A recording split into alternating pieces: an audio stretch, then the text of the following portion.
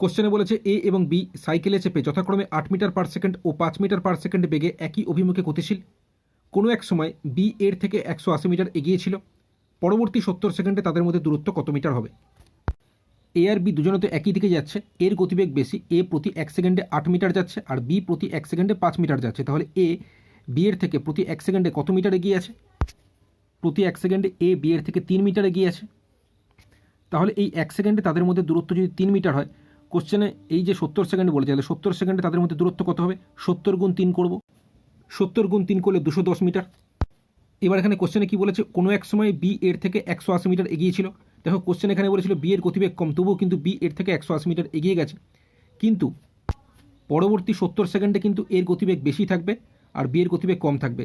সেই হিসেবে এ তখন বিকে টপকে চলে যাবে, অর্থাৎ এ বিকে অতিক্রম করে চলে যাবে, মানে এই 180 মিটার অতিক্রম করে যাবে। তাহলে পরবর্তী 70 সেকেন্ডে এই টোটাল 210 মিটারের মধ্যে এ বিকে এই 180 মিটার অতিক্রম করে গেলে তখন এ এবং বি এর মধ্যে দূরত্ব কত থাকবে?